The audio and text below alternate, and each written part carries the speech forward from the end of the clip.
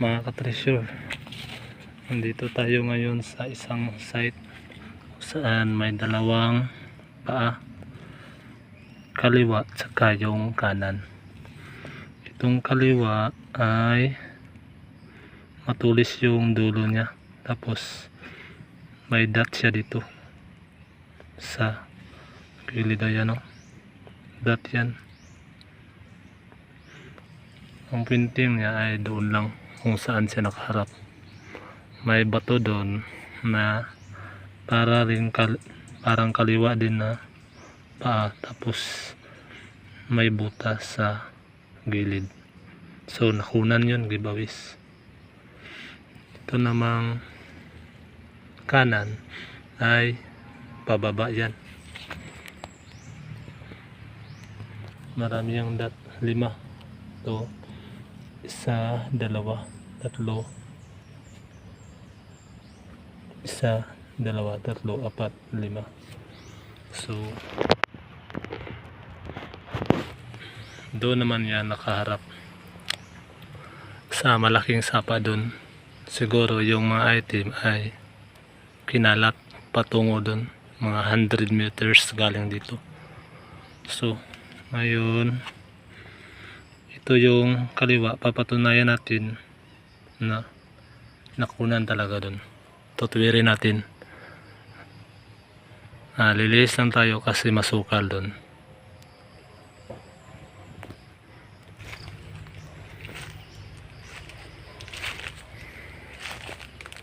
Ito yung mga treasure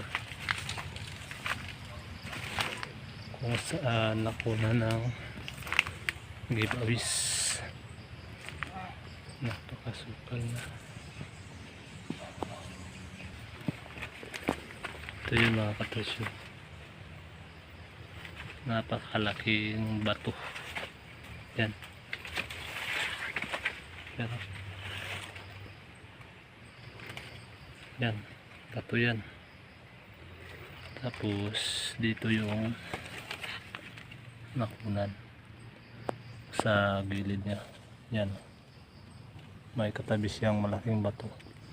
Tapos yan, nakunan ng giveaways. Yan o, may mga espalto pa nga. So tama yung sign doon na kaliwa, siya yung indication ng giveaways. Tandaan nyo yan mga ka-treasure. Ang kaliwa, totoo ngang malapit lang yung distance niya. Tara, balikan natin doon yung dalawang pa. Yun namang kanan yung hahanapin natin. Ito.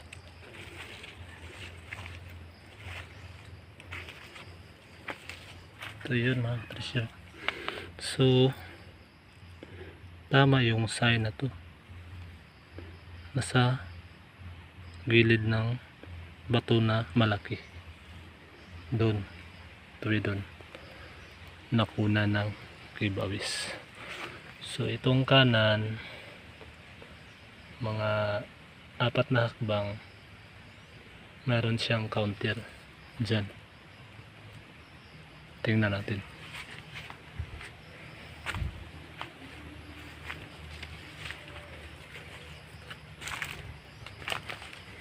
Ito yung counter niya mga ka-treasure. Parang paa na malaki, tapos sabi dito pababa daw doon ang turo niya, kasi yan dito, yan parang scoop doon, yan nakaturo. Ito naman cut na ba to, sinadya to mga ka-treasure, ginawang arrowhead. Doon din ang turo ng batong yun, doon sa unahan yun. At yun naman ay tinuturo nung parang ahas na bato na yun. Tara, tingnan natin yun. Tinuro yun. Dito naman, tumuro dun. Yan naman ay dun din ang turo. So, tatlo sila nagtuturo dun. Yun ang isa. Tara, punta natin.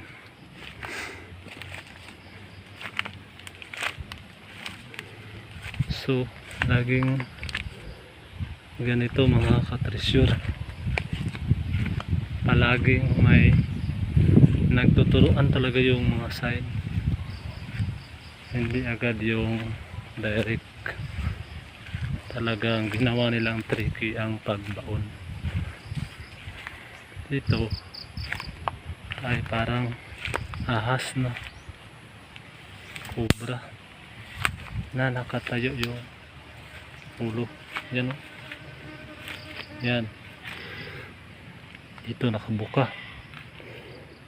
Nakabuka yung parang ulo niya.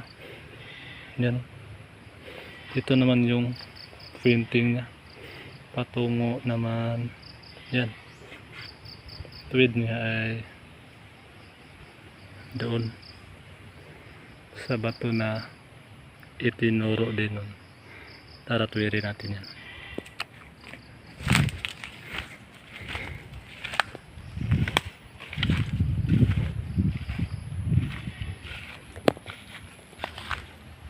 Dating dito mga katresyo, may nagbutas dito. Yan. Yan ang butas. Mababaw pa yan. Hindi nila siguro natamaan kasi ang batong ito ay may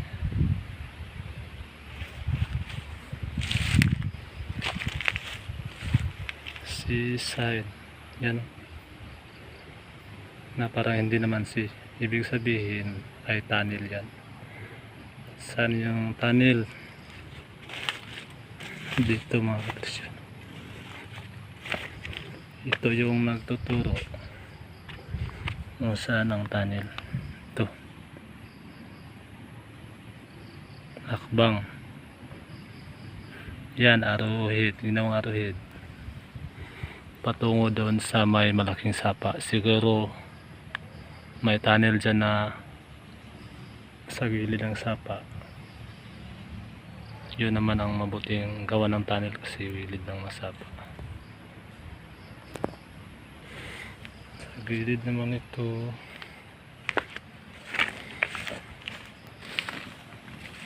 may maliit na pa. Ayan o.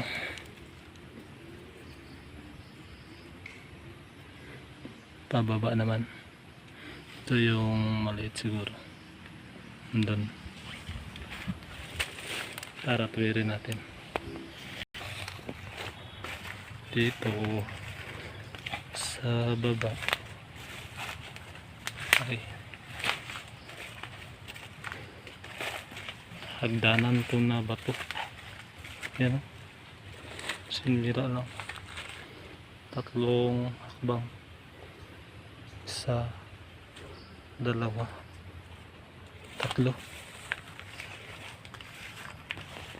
Ito yung tinuturo ng paana yun. At may counter to mga katresyor. Doon o, tingnan natin. Kinat na ba to na ginawang araw patungo dito.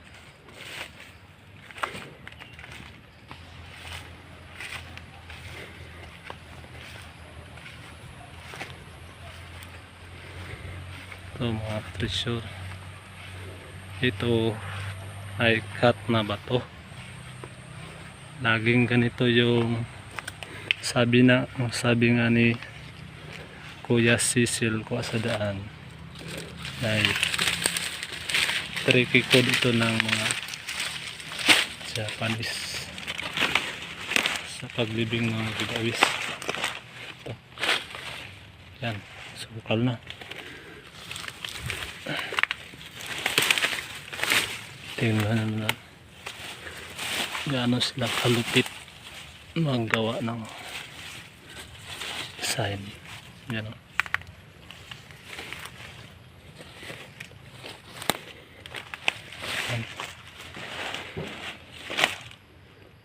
bato yan. Malaking bato yan, buo. Tapos kinat dito. Napakaganda. Dito.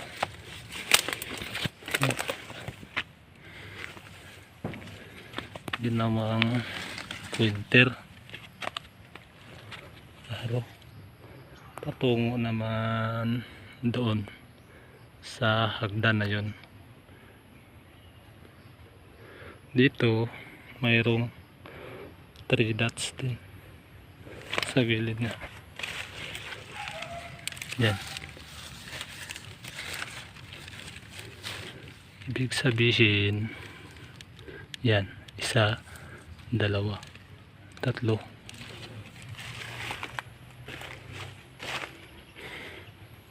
Tatlong dot dito. Tatlong dot. Yan. Ay sakto dun. 3 step lang. Tara balikan natin dun. Tuwirin natin. Yan o. Tuwid niya dun. Dito mga ka-treasure, sa may hagdan na side ay